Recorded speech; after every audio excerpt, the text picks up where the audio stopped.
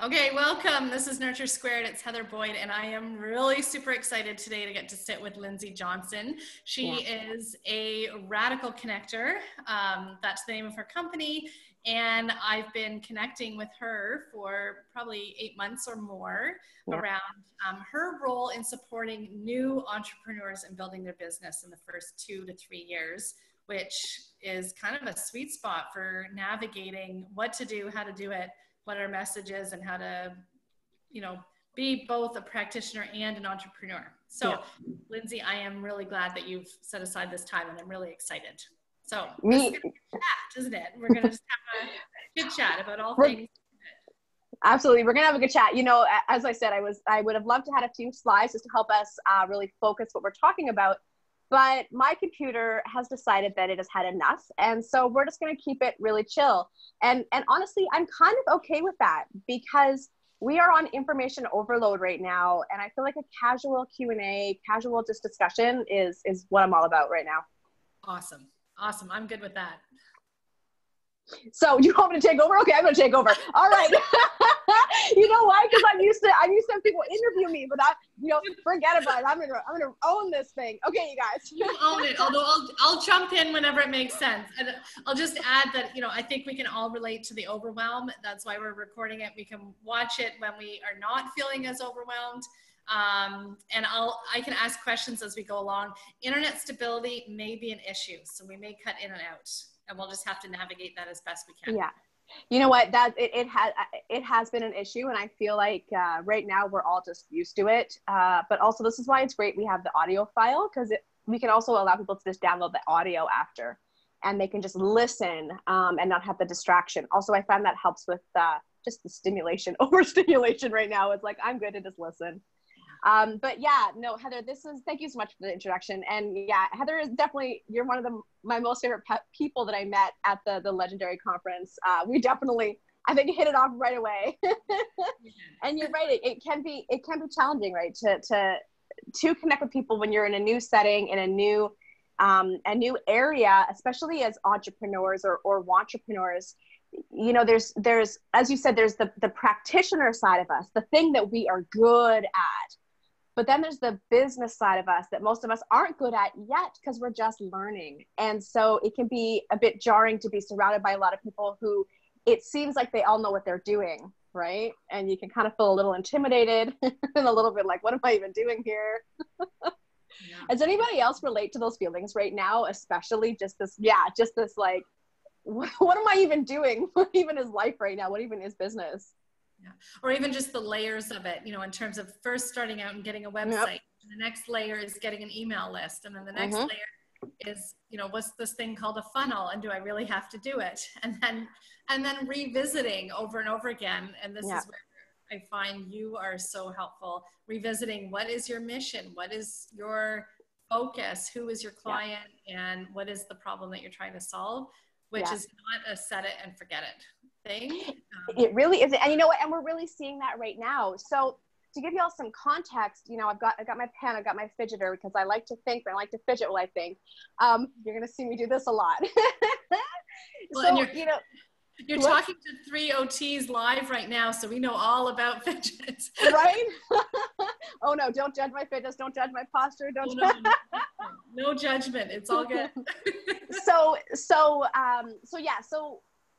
what my role is and what I nerd out to is business development. So what that means is, how do I connect with my audience, my target market? I call those our PPCs, our perfect potential clients or customers.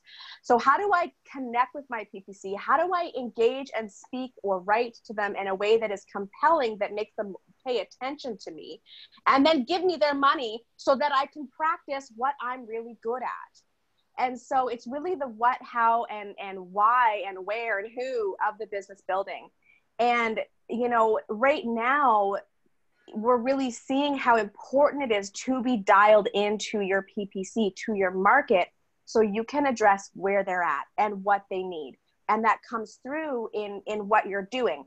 And now I'm going to kind of, I guess, a little preamble here. when I say I nerd out to business, it is literally all I do and all I think about. It is my life. I love it so much. So if you're here wanting to talk about your personal life or how you can have fun or de-stress, that's not my role. There are so many amazing people out there doing that I also tap into. We're going to be talking specifically about your business and how you connect with your market and then sell to that market. Y'all good with that? It's hard on my phone because I can't see it or hear anybody, so I'm just gonna assume you're all giving me the thumbs up. That's great. I love it. Thank you. Give me feedback. Because I can't see all, absolutely like shout out questions or comments or woot woots. I'm all about the woot woots. Okay, so right now, yeah, there's Heather talked about the problem. This is where I spend a lot of time with folks in the beginning, because this is what most first-time entrepreneurs get so wrong, and they don't even realize it, and then they don't understand why they're not connecting with their PPCs and then, moving them into a sales process and an eventual purchase. I would love to hear real quick, does everyone here know the problem that they solve for their PPC? I'll jump in and say I keep thinking I know, and it's a process, right, that I'm revisiting. Yeah. I used to think the problem was sleep, infant sleep. It's not. The problem is parent confidence around meeting their baby's need, whether that's sleep or development or discipline. Yeah.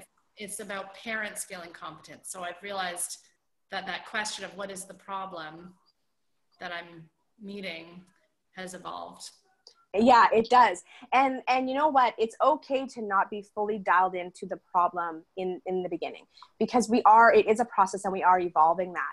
When I first started my company, so in terms of business development, community building, leading, I've been doing this for 18 years, long time. I started my own business 6 years ago. And really what compelled me to start it was seeing entrepreneurs do all the wrong things and stress themselves out, burn out, and fail. And what I noticed was that networking effectively and community building was missing from their business plan. And for a lot of service-based businesses, that is how we get our business. And so I thought, well, I'm going to start a company that focuses on networking and community building for entrepreneurs. And so I did that, and I was working at that for about 2 years. And I was getting tons of corporate engagements on how to network and build community and build teams, leadership, but I was getting very little traction with entrepreneurs. Why do you think that was? Not rhetorical, I'm asking you. Yeah, you weren't speaking to the problem that entrepreneurs were experiencing. Exactly it. I could see that they needed that. I could see that was a missing link for them, but they couldn't see it. They didn't care. They thought they were networking. They thought that they were doing their thing. The real problem was that they were working their butts off and not making money. They didn't know what to do.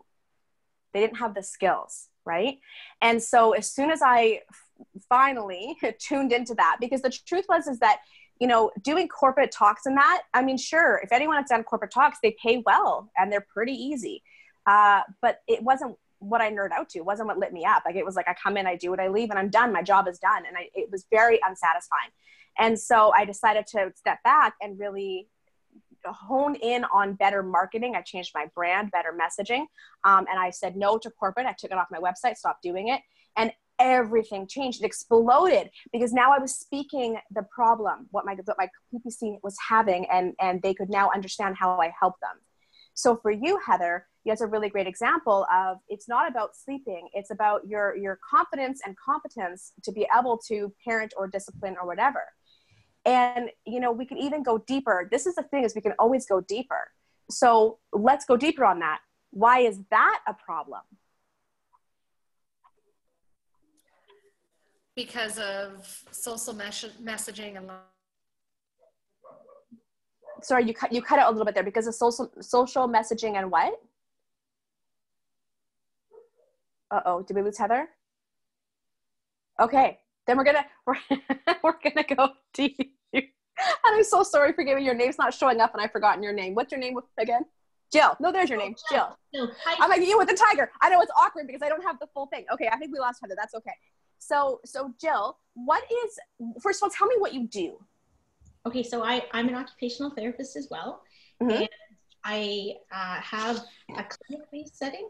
So parents find me to help with their kids. So sometimes I do assessments, but primarily I do some school-based and some clinic-based.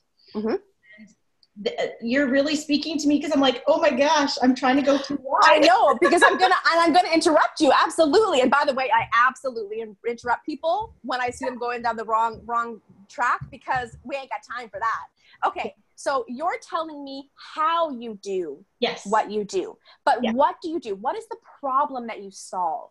Okay. So just like Heather, I thought I was helping skill build with clients, meaning kids, but really supporting parents. So I'm supporting parents in parenting their children with special needs. So a lot to do with parent education. And hang on one second. We're going to do it again because we're going off. We're not hitting it. You still only told me how. What is the problem that you solve? Parents' anxiety and overwhelm. Okay. I'm going to hit pause for a second. So for everybody listening now and at the recording, when I ask you what problem you solve, if your sentence starts with "I help," you are not answering the question, because you're telling me how you do it or what you do, but not the problem. So we're going to dial it back in. So again, please repeat what you just said. So the problem you solve is parents' anxiety to meet. So sorry, we're cutting out a little bit. Parent anxiety to? Well, this is broad, but to meet their kids' needs. So to meet their kids' needs. So for example, yesterday I was helping, there you go with helping. I was supporting. No, it's okay. Helping and supporting. You can't cheat, Jill. They both mean the same thing. Okay. It's okay to tell me how you help, because that gives me context for what you do. So continue. Okay. So I'll just talk without editing, and then you can bring me in. Please. So yesterday was a little boy in kindergarten, and he is having trouble dressing himself.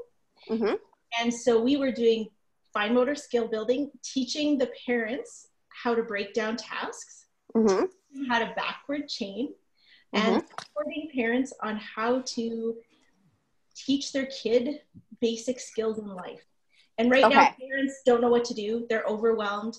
The first thing I did for them is we narrowed down what was actually important and what was actually manageable, because they came to me with a list of 20 things their kid can't do yet. And supposed to be able to do at this point in their life based on their age. So the first thing I did was say, what actually matters to you, and is the problem we need to solve? So I say, if I had a magic wand, what would I solve for you right now? How could I best support you to feel better? Amazing. So okay, so I'm gonna paraphrase a little bit, because here's the other thing. Is everybody familiar with key messaging? And maybe it's just you and I right now, Jill. Are you familiar with key messages and the roles that plays in your business? No, teach me. I love it. Amazing. I mean, I don't love it. I'm terrified for you. You need to know it. But that's why we're here. Okay. So key messages are the things that we say or write about or are on our website or create content around that speaks directly to our PPC's problem or desired outcome, their needs or their problems, okay? And so all the things that you just said, those are great things to incorporate in your key messages. So things like overwhelm, don't know what to do, the list is never ending and you don't know which one to pick, right? You know, you talked about how do you help them get clear with what's important to them, right? You know, when we start to hone in on these things and start to use those key messages, we start to go even deeper. So let's take, for example, you help parents get clear on what's important to them, right? So we can go even deeper. We always have to ask when it comes to key messages, and I know that we're veering off the problem, but don't worry, I'm going to get us back there.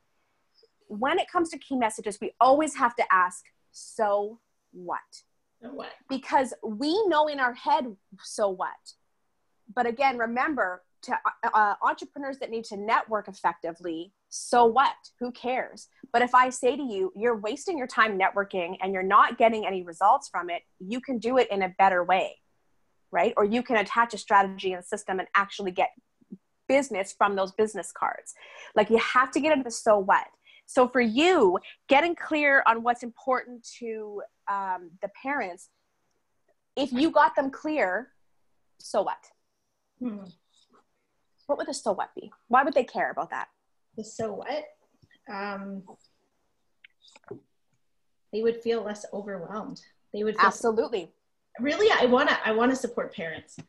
Okay, so I'm gonna hit pause because oh my God, Jill, thank you so much for being on the hot seat because we are just pulling it apart right now.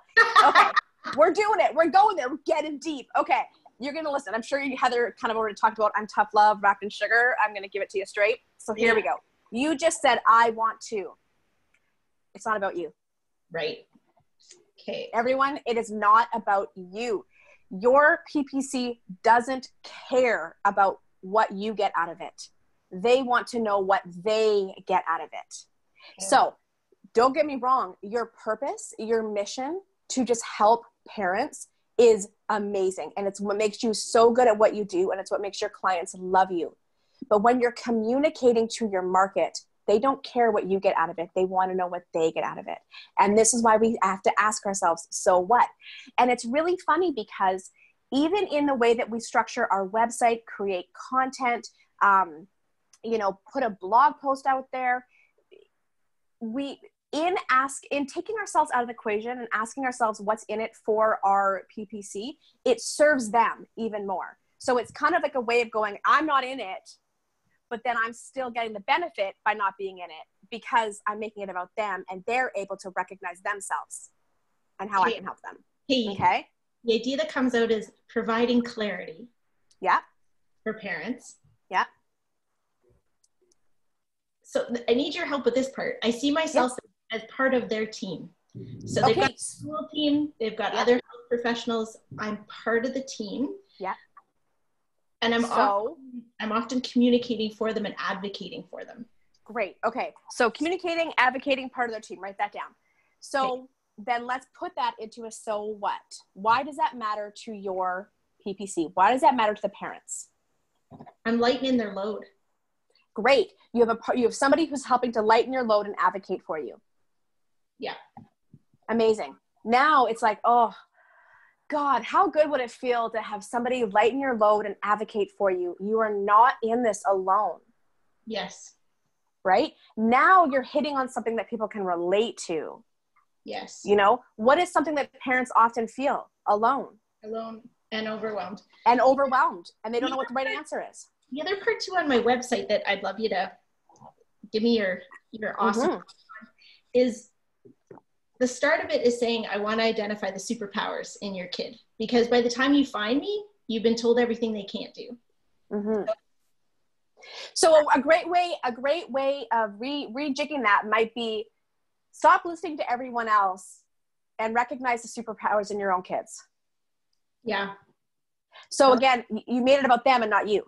So you're saying the same thing, but you're making it about them, not you. Thank you. Right? Yes. Always put yourself in the shoes and the mindset of the PPC when they're coming to your website. Why are they coming to it? They're overwhelmed. They're exhausted. They maybe are feeling embarrassed or shame. My brother was a very, very difficult child. So I know what that's like for parents that don't know what to do. And everything seems to be wrong. And schools and other kids' parents, everyone has an opinion and everyone is shaming. So think about that, right? How do we address the things that they're feeling? And, I have 3 sort of rules that goes into all of my writing. So the first question we always have to ask ourselves is, what do I want my PPC to know? Okay. The next thing is, how do I want them to feel? And what do I want them to do? So when they come to your website, what is the first thing that you want them to know?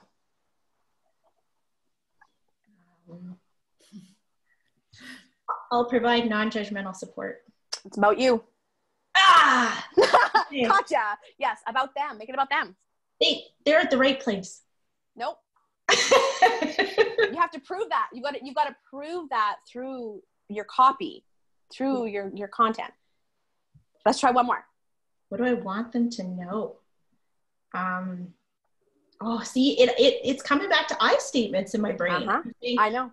Because I want to say, I see you and I got you. Great. Make it about them. You're seen. You're understood. Yep. You can say, you're not alone. Yeah. You're not alone. Like seen and understood, right? You're not alone. Yeah. You're not, I want something specific though. Like you're not alone, in feeling like what, overwhelmed? What would be the number one core emotion you want to connect to when they get there? Overwhelmed. Overwhelmed. Okay. So you're a parent, you're overwhelmed, and you are not alone. Yes. Right? Even just starting with that. And then saying, you know, that would be like a headline. And then you could have a bit underneath that where you talk about, you know, then you can say that I'm here, what was the word that you said about not being a partner? What did you say about advocate and? I communicate. What did I write down? Was it partner? I'm on your team. What did you say? On your team. So you could say that I'm a part of your, you could even, you know, I use this reference all the time about it takes a village to raise a child. It takes a village to raise a family. Yes. And I'm on your team. Yes. Or I'm a part of your team, or I could be a part of your team, or, you know, you're going to play with it and finesse it. You know, it's not something that it's like, sometimes we get perfect inspiration. Sometimes we get rough drafts and we got to polish them up, but it's about understanding that you need to know what you want them to know. So first of all, what they now will know when they come to your website and read that is that you understand that they feel overwhelmed. Yes. And they will now know that it's okay to have lots of support and you're one of the people that can help support them. Yes. Right? Just 2 little sentences. Building on that, Lindsay, because I mean, I'm hearing what Jill's saying and I'm struggling to answer the questions in my head as she's struggling to answer them in the hot seat right now. And you know, sometimes we have more than one thing we want them to know or feel. Yes. And like with Jill's example, it's I'm on your team to help with the overwhelm. And I want your child to feel like they have a superpower after being told over and over again they aren't. Yes. The same problem in my business, like there's these little pieces that I'm trying to communicate, and I either throw it all up as confetti in the air, or I'm like honing in on one and feeling like it's not capturing everything. So this is where we then have other things. So on your homepage, it's not uncommon to have 2, 3, 4 different headlines. So, you know, you want to think about what is the very, very first thing that you want to catch people with, right? So for example, she might say the very first thing is, don't believe the lies, your kid is a rock star. Yeah. You might start with that. And underneath you might be like, you might talk about how, it's okay to feel overwhelmed in how to parent your child with all the conflicting news and opinions or whatever, society, whatever. But rest assured, you're doing a lot of things right. And your kid has superpowers that I'm going to help you tap into, you know, like you can then do that. And so then then further down the page, you might have a headline that says, you're overwhelmed. I get it. You're not alone. So again, remembering that we don't read, we scan. And so on our websites, you're going to have some copy on there because there are people who are going to want to know more and they will read that. But somebody should be able to scan the headlines of your website, of your homepage, and know exactly what you do and how you help them and how to get engaged with you. Okay. So it's okay to have, Heather, it's okay to have multiple headlines, but you want to think about what is that very, very first thing that you want parents to know and feel, and that they're going to go, oh gosh, Heather gets me, Jill gets me. Okay. And then, so we know the no. I want to talk about the feel. How do you want folks to feel when they're on your website? You can both take turns answering. Heather, go first because you're on my screen. How do you want people to feel? How do I want people to feel? I want them to feel, and these words are going to overlap with Jill's. I want them to feel relief, and that I want them to feel, after working with me, empowered and confident. Okay. Around nurturing their baby. Great. I love it. So relief, empowered, and confident. So then that needs to be communicated through your words, through your imagery, through the way that you structure your homepage. So what could you say that would make somebody feel relieved? To know that what they are doing is not damaging their child, that it's actually Great. They're heading in the right direction. They're doing a great job. Great. So then you can write that as one of your headlines, right? I promise you, you are not wrecking your child. You're not messing up your child, right? So, again, you want to let them off the hook. Relief is about getting let off the hook, right? So if you want them to feel confident and empowered, what could you say that would make them feel that? You have something about their instincts, I guess, or you know deep in your heart what to do. You just need the boost of confidence that you're right, or something. So then, yeah, exactly. That's great. And you know what? Don't dismiss what you just said. I know we have this thing where we think, oh, it didn't sound good, so I'm not going to say it. No, say it, because say it, write it, keep saying it, keep writing it until you can hone it down into less words to say exactly what you want. We have to start with a crappy first draft, guys. That goes for our headlines too. So by saying things like, your instincts are often, bang on. Let's help you tap into those even more. Like you can even something like that. Now that would be something I would say. You'll put that into your tone, but you know what I mean? Like it's just something so simple, but it lets people go, oh my God, yeah, this person gets me. I feel so good. Oh, you're right. I do know what to do. I keep forgetting that. Right. Mm-hmm. So Jill, what about you, Jill? How do you want people to feel? I want them to feel supported and connected. Mm-hmm. I want them to feel like they're enough. Mm-hmm. Supported, connected, and enough. Let's start with those, okay? Because once I teach you how to do this, you're going to be able to keep doing it for yourself afterwards. So let's talk about enough. And the reason I want to start there is because your voice quivered a bit. So that I think is probably a bit of a heart. That's a heart-based thing. That's a purpose statement for you. You want parents to remember that they are enough. Yes.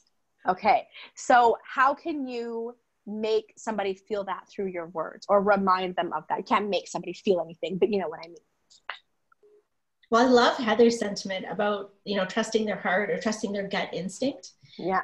I want parents to know that I trust that they're showing up for their kid as best as they can. So I'm going to hit pause again, because guess what you just said? I. Right? So that's great. Take that statement and then flip it for them. Yeah. So how would you flip it for them? So you're showing up as best as you can for your kid. And that's great. Perfect. You're showing up as best as you can for your kid, and that's great. Yeah. Or that's all they need. Yes. Right? So remember, if you have an I statement, it's okay. Just flip it so that it's about the other person, about your PPC. Yeah. Okay. So there are some things that you can do for invoking a feeling. Think about how you want them to feel and how you would communicate that through your headlines or your little mini paragraph. You're not going to write a paragraph on your website, but a few sentences. Okay.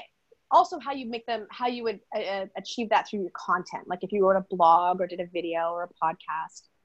All right. So the next thing is, what do you want them to do? Because the calls to action are what we miss the most frequently. So what do you want them to do on your website, Jill? I want them to book an appointment with me. Great. Is it a free consultation or is it a paid appointment? This year, for the first time, I'm trying 20-minute free consults in the clinic.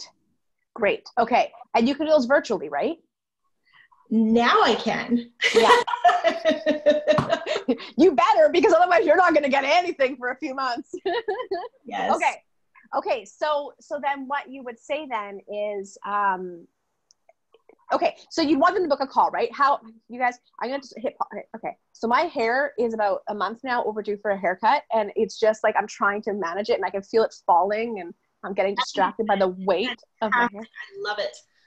Thank you. I might go ahead and go through the ugly stage and maybe grow it out. Maybe kind of like your length, like a little. I might. I've got the undercut, and I think I'm ready for the full shave. Oh God! So I normally have the undercut, but it's like growing. I'm like, what is this? This is normally not here. Okay, so you want them to take action by booking a call. Do you have your Calendly set up? I've got something called Books Team that they on my, and then it goes directly to my booking calendar. Perfect. Yeah, that's great. Do you like to do phone calls or Zooms like this?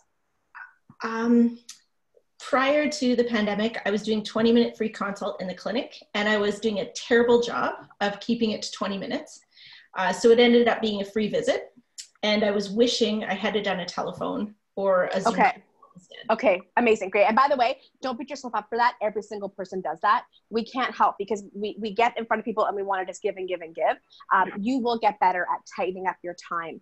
And we can, if we've got time, we can maybe talk about that a little bit, a quick strategy for that. I figured if I could get them to the clinic, they would be more apt to sign up because then they would meet me and I can connect and then they would see my beautiful space. But I also those 20-minute sessions were starting to fill up the calendar and I was making it hard for my current clients to get their visits in. Yes. So we're going to get to that. Okay. Can you hold that question and we'll get to that? Let's wrap this one up. Then we'll bounce over there. I literally don't have my computer and I don't have my watch. Heather, how are we doing for time? We're at 1:35. Okay. We're going to go for like, so that's like my next thing. 35? Yeah. I'm like, what is my, so we're going to go for like 10 more minutes. Okay, great. You can see the time gets eaten up quick. Okay. So let's talk about the do. First of all, you've got your, it's called Schedule It. What's it called, Jill? Books team. Schedule It. Sure. Books team. And does it work with Zoom? Does it integrate with Zoom?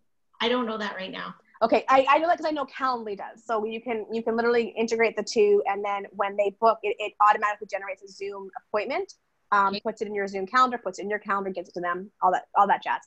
So what you would then do is you've got your messaging, you've got that stuff out there. You're starting to really, really stoke the fires of, oh my gosh, this person gets me. I want to talk to them. I want to hear their advice. Then you need that strong call to action. And when I say strong, I really, what I mean is clear, not strong. It's not to be aggressive. It needs to be clear. So what in the past has worked for you when you've offered to do a free 20-minute? What have you said that made people say yes? Oftentimes, the parent brings their child to the clinic and the kid doesn't want to leave. No. What makes you get them that first initial 20 minutes? How do they get that? Usually by other clients recommending. Okay. All right. We can use that. So then what you could use on your website is have a testimonial from somebody. And then you could end it with, you're going to want to book your free 20-minute consult with her now, like right now, go book it. Like, you know what I mean?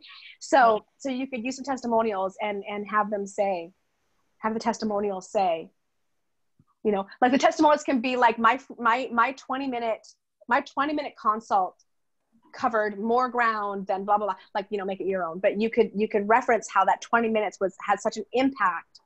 I'm so glad that I called for that 20-minute appointment. Yes. Right. So you want to, again, don't just show any testimonial up. You want the testimonial to be strategically putting people into the, ooh, I want to book this call. I want that too. I want clarity in 20 minutes. I want support in 20 minutes. Click. And then you're going to have a nice, pretty button on there that's going to say, book your free call now. Yes. Just to add a wrench to that, the OTs in the group, we're working under a 30-year-old legislation around limits to advertising and testimonials. 30 years ago, right. There wasn't even the internet. However, I know that some OTs are working on wording that can paraphrase and say, you know, what you may find is you feel better, or I don't know, it's a bit of a gray area right now. Yes, you're right. I've got a friend who's a naturopath and she can't have testimonials and she can't do that. You're right. So you're going to have to have a bit of a workaround for that to find a way that's going to be compliant and still effective. And Heather, that would be something you guys can talk about on your own and figure out. But the point is you want to reiterate that in a quick, I wouldn't say quick, in a I don't know, supported and connected 20-minute call, you can get some clarity around the things that you want to, the most important things to you that you want to work on. You know, quiet the noise of society and let's get clear on what is important to you and your child and what you want to work on, right? So, you know what I mean? Like kind of think about how you can phrase that and then present it as this free 20-minute call and then have a button that says book a call. Yeah. And it's important to only have one call to action, right? If you can, just one call to action, right? So well, I can jump in there with some personal experience around that call because I I mean, I was always virtual. Oh, wait, Heather, I can't hear you. What just happened? Hang on, Heather, I totally can't hear you. Can you guys hear me? I can hear you. Can you hear Heather? Heather just dropped off. Oh, hey, there's somebody else on here. Hey, we see what's up. Hey, hi. I'm like, because I can't see who comes on and off, right? So I'm like, there's people popping on. Okay, so unfortunately, Heather's going to have to come back and say what that advice was because I didn't hear a word of it. She just All disappeared. Right. Yeah. I think she's having a bit of internet problems, like, aren't we all? Okay, Yeah. So connect with Heather and hear what she had to say about that. But remember, a clear call to action. So no, feel, and do. I want to spend the next few minutes talking about how you structure these things so they don't take over your calendar. You, first of all, time block it. So you have those appointments. Because again, I don't know about the other program you use, Jill, but with Calendly, I go right in there and I say exactly when people can book appointments. And it works with my calendar. So if I'm already booked, somebody else can't book because it just shows it as unavailable. Right. So you're good. Is it the same with your system? I think it's more arduous for the system I'm on because it's each day I have to go in and block and frame it. No, go to Calendly. You can like multi-block. Like it's like you just hit, it's, I mean, check it out, whatever. But it's Calendly, I think is one of my favorite. It's very, very easy to use. Okay, so you're going to want to block specific appointments. So let's say you only do them on Mondays and Thursdays between 12 and 3. Right. And that's it. And the rest of the time is for whatever. And then when you're doing this 20-minute appointment, so I have what I call the perfect 30-minute sales-free sales call template that I teach. And I do it for 30 minutes. So I make sure I've got time to talk too. And so how I do that, and you can make it work for you, is the first 5 minutes of a conversation is always rapport building. I don't dive into the problem. I don't talk about what I do. I don't ask them why they're here. It's legitimately rapport building. We talk about what we're binging on Netflix. We talk about what's going on for you with, it'll be appropriate to like, it could be like the homeschooling, or it could be like the weather, or it could be anything. But what you want is that 5 minutes to start to build a rapport and a relationship with people and not jump right into the problem. If you've ever had one of those calls where you jump right into the problem and then it feels kind of jarring and like all of a sudden you realize you're talking to a stranger and you're asking these really personal questions, and you ever had that, right? This is why rapport building is important. If we can share a laugh, if we can both bring down our guard here, it's going to make for a way better call. Okay. Then we go into 15 minutes of asking questions and understanding the problem. So we're not providing solutions yet. We're not jumping in with what we do. We are giving them space to download. We are giving them space to talk about all the things that they've been holding and penting up to be able to just go blah, blah, blah, right? This is also where you're going to be able to understand the problem, understand if you can even help, if you want to help, right? Sometimes we don't want to help. Sometimes we hear someone download and we're like, oh God, I'm not touching this with a 10-foot pole. Other times you're like, you know what, this is actually outside of my scope. I don't think I would serve them. I'm going to refer them. And then the rest of the time you're like, okay, I know exactly what you need, right? So that 15 minutes is spent letting them talk, asking questions, really understanding and listening. Then we go into 5 minutes of solution giving, all right? This is where we want to pick one thing, or if it makes sense, you ask them what one thing they want to focus on.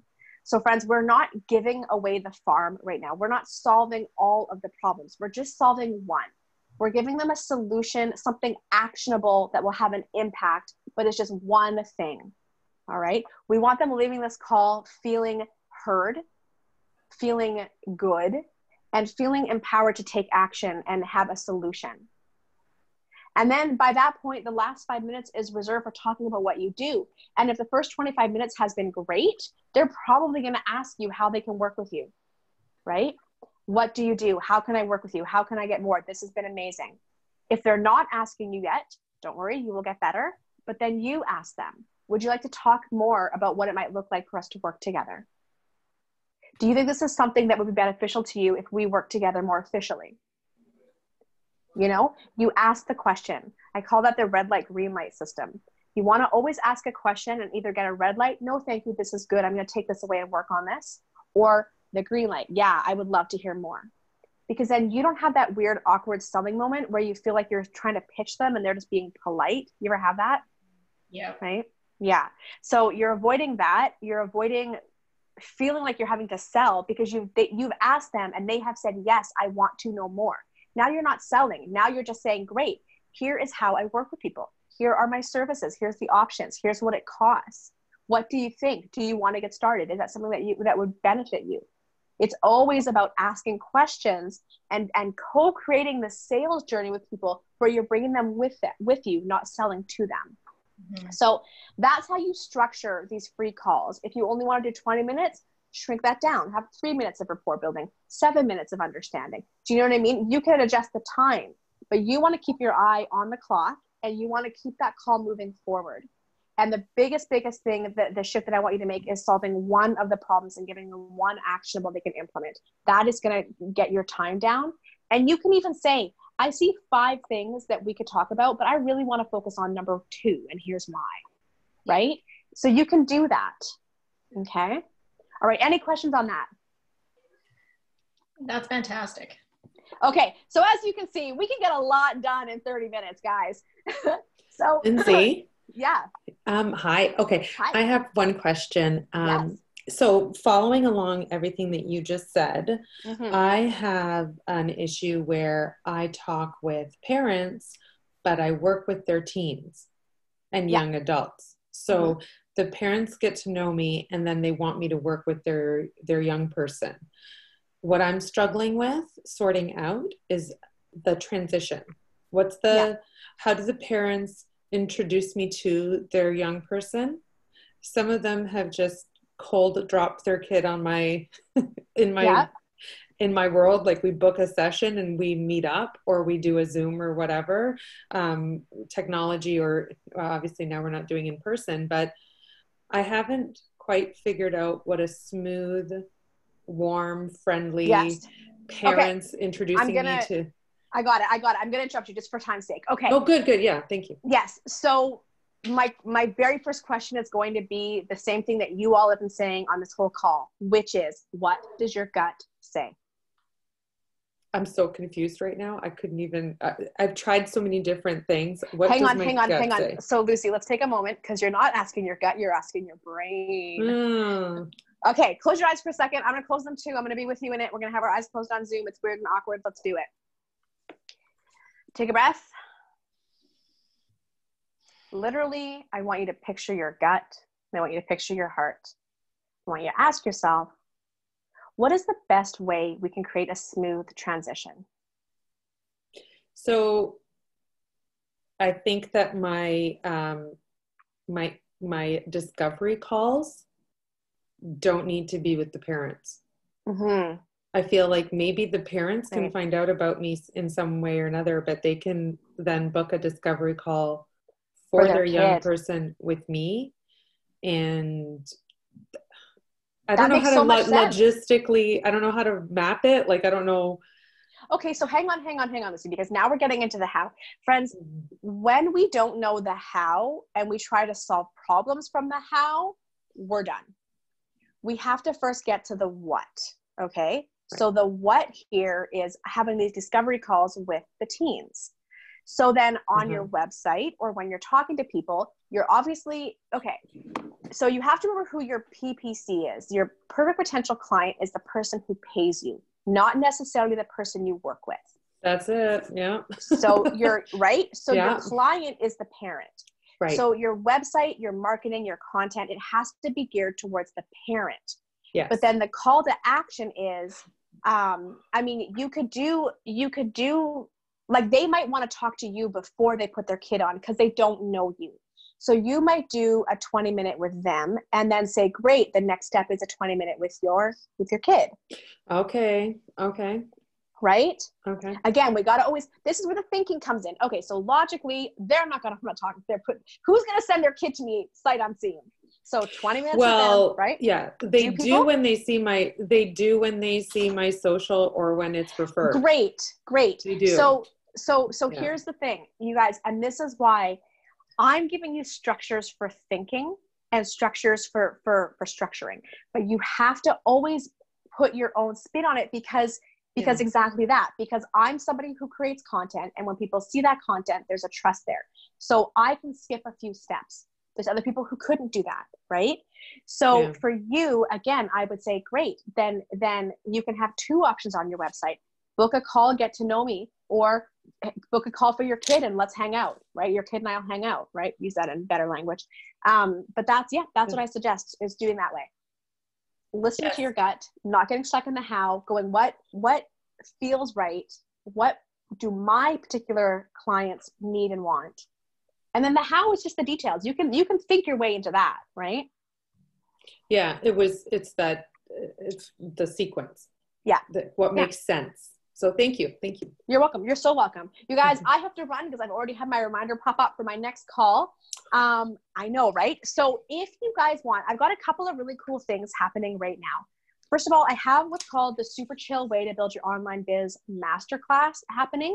It's totally free to grab your pass. And I've brought on myself and then 9 other experts who are all about the digital marketing world and audience and brand building world. And so I interview them. We talk about things you need to know, how to deal with imposter syndrome right now, some mindset shifts to make around the things like email marketing, creating content, right? Sales funnels, how to do YouTube. So we bring in some really important first steps, some things to avoid, and really how to shift your mind right now around that. I definitely recommend you sign up for that. I believe that Heather's already shared the link, but if not, I'll prompt her too, if she's not on the call with us. And then the other thing is that I do have a summit right now that's happening where I'm taking those same experts and we are doing much more in-depth workshops just like this. We're spending time together live and digging into the technicalities and of how to get online and build our business and build our brands. And we're doing tons of Q&A time so you can ask all these technical questions. And that's going on live right now. And then everything is also recorded. So if you can't make it live, that's okay. You just watch the replay and you're able to pre-submit your questions. So we will cover them on the actual live. So I'm going to get Heather to, what was that? Quick question with the summit, because I know it started yesterday. You launched it with a free webinar. Yes. It's free. You guys can come do that. I totally forgot about the free one. Yeah. And then today at 3 p.m. Eastern is your first one as part of the summit. If people need a little bit of time to think about it and look at the list, will they still get the recordings for the ones? 100%. Okay. So you guys, right now, I know I told you all to stick to one call to action, but I have 3 call to actions for you, and it just depends on what you want. So you're right, Heather. We did a free training yesterday where we went more in depth on things like, should I pivot? Do I need to pivot? How do I pivot? Should I launch something new? We really kind of went in depth on advice and strategy. That's absolutely free. Heather can share the link. We have the free masterclass, which is a lighter version of the summit to kind of get you familiar with who our speakers are and some of the wisdom that they have. It's also designed to really help you ease into the world of online business. Again, Heather will show the link, and then we have the summit. And so you can sign up. That one's ticketed because the speakers are all paid because they're really giving us their time right now. But I've made it really easy. It's $119, and you could do 2 payments of $60. I've made it really accessible. Buy that whenever you're ready, and you can watch the recordings or join us live. It's one for the whole month of April, so you'll be able to catch lots of great workshops. So that's what I said. So you got 3 choices. All of them are there. Heather's going to share the links. Go and have a look and see what makes sense for you. Awesome. Thank you, Lindsay. Thank you so much. You are so welcome. You are so welcome, guys. Thank you. Thanks, everybody. All right, I'm off to my next call. Make it a wonderful week. What are we at? We're at hump day, right? So enjoy this hump day. Happy hump day, everybody. Right? Thanks, guys. I'll talk to you soon. Bye. Bye. Bye.